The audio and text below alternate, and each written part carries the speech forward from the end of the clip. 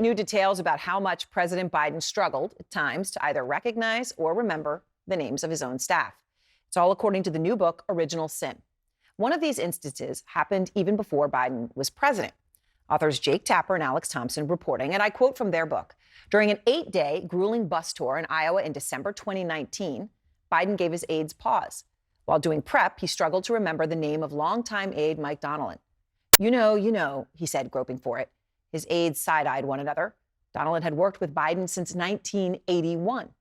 And that's all the way back in 2019, which is kind of give you pause just thinking about this. But there were more instances, according to their book. In 2022, they write, standing in the outer oval with National Security Advisor Jake Sullivan and Kate Bedingfield, his communications director, he couldn't come up with either of their names, according to one witness. Steve, he said to Sullivan. Steve, he continued, obviously struggling to recall Jake's name. He turned to Bedingfield. Press, he called her, as he beckoned them into the Oval Office. Sullivan says he doesn't recall this happening, but the book also says Biden didn't appear to recognize Jamie Harrison. Now, that's important in the context of Joe Biden because Biden had supported him to be DNC chair. This reportedly happening at an event in 2023.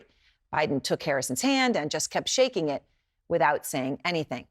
And this is all just the newest revelations in a book that everyone is talking about. The Wall Street Journal says it details a conspiracy in plain view. The Washington Post, Original Sin, indicts the cover-up of a steeply declining Joe Biden. And in the New York Times, a damning portrait of an enfeebled Biden protected by his inner circle. Out front now, CNN's Jake Tapper and Axios' Alex Thompson, the authors of Original Sin, President Biden's decline, its cover-up, and his disastrous choice to run again. And it is now formally out today. And it is a real pleasure to have you both here in person to be able to talk about this. Okay. So, I mean, just the examples, the latest ones that I just laid out from your book are stunning. You and Alex spoke to about 200 people for this book. And I know now, thinking about it, and now you're doing interviews about it, what stood out to you or surprised you the most in your reporting? Well, the first thing is, after we started writing this book after the election, we were pitching it, and we were hoping that we'd get good stuff, but we didn't know, really. And the fact that we were able to talk to more than 200 people, mostly Democratic insiders, almost all of them after the election, was shocking, because there were just so many of them wanting to unburden themselves, wanting to get this off their chests after keeping this horrible secret for so long. And it's not like all of them knew all of it, right? People knew little pieces of it.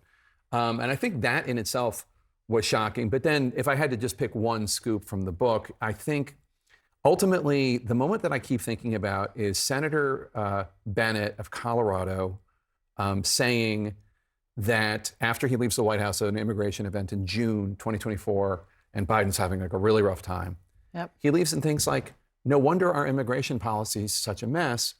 This guy cannot manage the portfolio. And I think that was a real shock to me. To see what it could affect. The policy implications of it, yeah. So I would just one thing to add is all those examples you did, those are actually a fraction of actually what we had. We actually just had to cut them down because it became repetitive. The number of people that so Joe this is a fraction of what you got. Oh yeah, we handed that book. We handed the book in about 20,000 additional words. We had to get it down to 85,000 to meet the production schedule. So we cut 25%.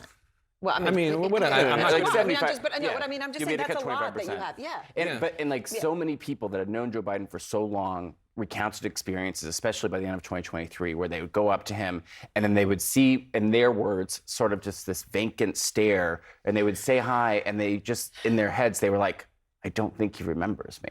Yeah. All right. So, Alex, how people couldn't see this, and you guys talk about that when you say people knew little bits and pieces of it, but your book revisits this, how people, couldn't see it in front of them. And you write about Jill Biden.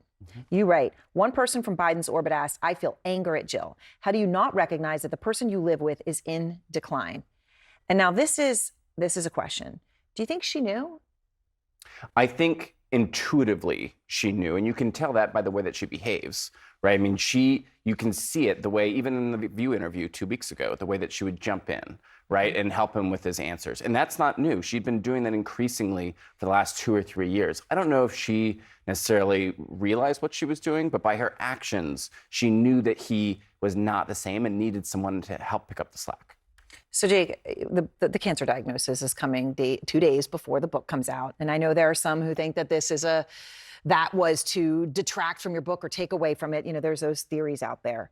In the book, though, you talk about how the Bidens struggled with transparency on health, and specifically with Beau Biden's cancer. So I'll read that excerpt. You write, Beau's cancer treatment also demonstrated the Bidens' capacity for denial and the lengths they would go to avoid transparency about health issues. Beau would remain the sitting Attorney General of Delaware for the entirety of 2014, even as his family secretly flew him all over the country for a variety of experimental treatments. Beau's wife, Hallie, told people she didn't understand why they had to keep his illness a secret. Making it public would have led people to rally around the family, but both Biden and Beau opposed disclosure. Let me just say, I knew Beau, and that's a huge loss. He's a really good guy, and it's heartbreaking that we lost him as a country. But that said, like, this is a pattern with this family. They do not tell the truth. They do not disclose when it comes to especially health issues. But beyond that, a person close to the family told us this is internally almost like a family motto. The way they put it is in the family, it's going to sound crass, it's not my terminology, don't call a fat person fat. It means don't acknowledge ugly truths. And this person close to the family said, this is a family motto in terms of how they live. Don't acknowledge that Beau is dying. Don't acknowledge that Hunter has a serious addiction problem. Don't acknowledge that Joe is deteriorating. And it's part of how they live. So, you know, when people say, Alex, and there was this conspiracy among those close to him, right, that they were going to prop him up and get him through this election. I mean, is that a word that you think is fair to use? I think on the back cover, we say, well, let the facts speak for themselves. And the truth is that while some of these things may have begun innocently enough, you know, just trying to make your principal look good and realizing that there are some things he's not as good at anymore. But by the time you get to late 2023 especially, it's clear that he may not only that he is definitely, in the words of many senior administration officials, not up to this job for 4 more years, but he may not even be up to that job now. And I think that's where you get to a point where you're not helping your principal and you sort of are losing sight of the bigger, you're part of something bigger than just helping Joe Biden. All right, so it's an incredibly reported book. You have, and I don't know if you expected this, maybe you did a little bit, but maybe not to the extreme that it has occurred. You have come, I see the look on your face, you know where I'm going. You have come under withering criticism. I'm not actually withering, but yes. You are not withering, but the criticism itself is attempting to wither you. Intends to wither, yes. So President Biden's granddaughter, Naomi, she kind of, I think this summarizes it. She says the book relies on an unnamed, anonymous sources pushing a self-serving false narrative that absolves them of any responsibility for our current national nightmare. There are real stories to be told. One day they will be. I suspect history will reward the truth. You know, there's some saying you're doing this to make money. Others saying... I hope history respects the truth. I hope so. But I want to give you a chance because you're both Washington insiders in the sense you live there, you know it. And there are people who say, come on, Jake Tapper, you had to have known. What do you say to them? I say that I knew what we all knew, which was I saw him deteriorating in front of the cameras, like in the stuff that was public. But I didn't know anything more than that. I knew that he was okay in the interview I did in 2020 and old, but still with it in the interview I did in 2022. But no, I didn't.